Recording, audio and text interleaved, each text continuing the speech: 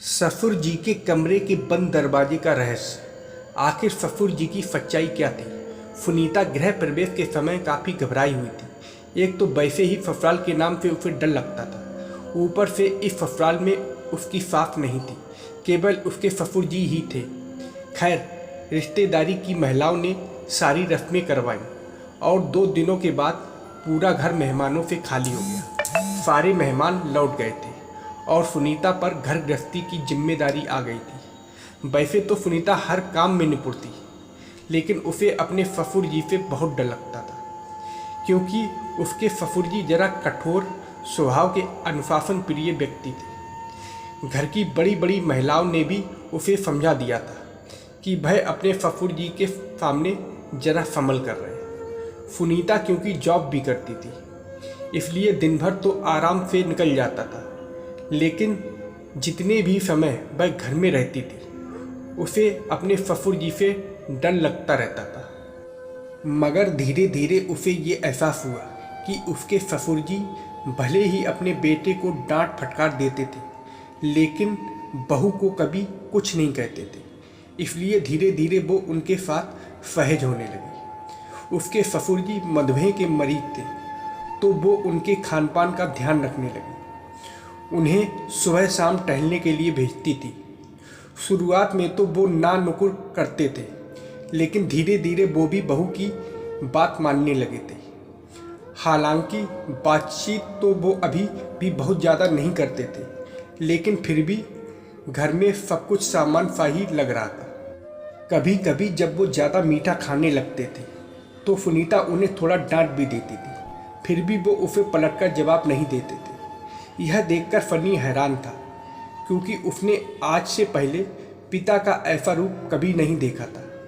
सुनीता देख रही थी कि इधर पिछले 1 सप्ताह से उसके ससुर जी के चेहरे पर एक अनोखी चमक खिल गई थी। सनी भी हैरान था। वो सुनीता से पूछने लगा, आखिर आजकल पिताजी इतना खुश कैसे रहने लगे हैं?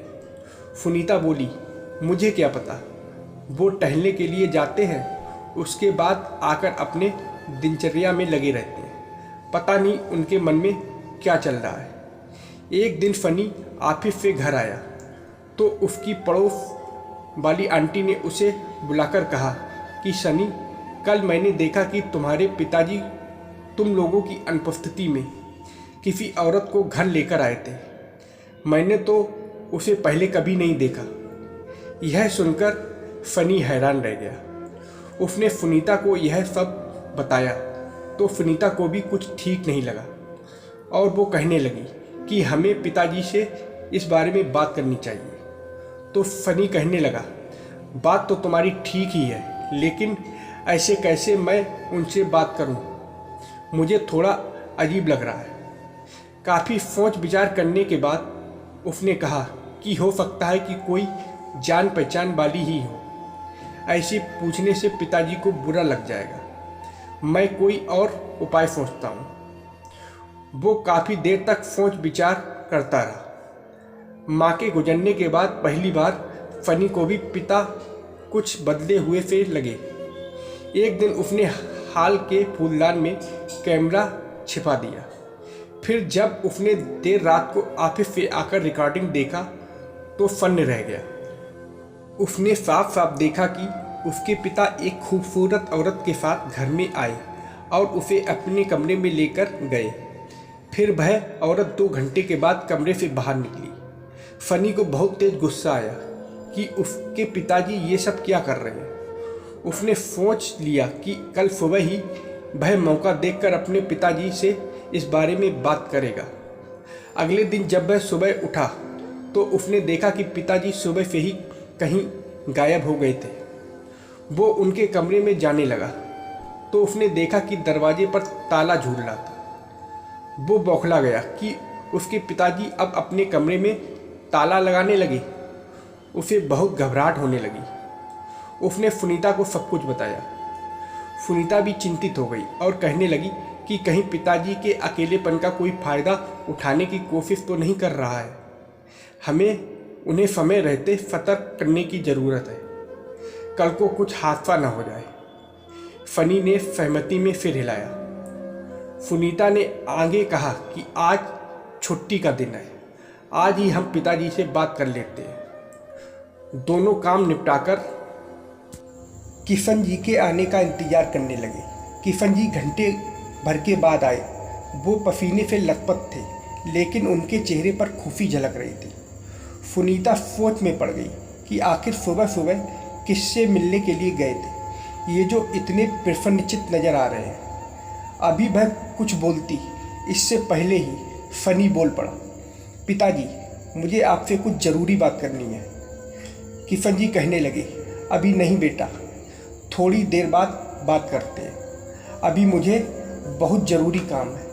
इतना कहकर वह अपने कमरे में गए और उन्होंने कमरे का दरवाज़ा भीतर से बंद कर लिया।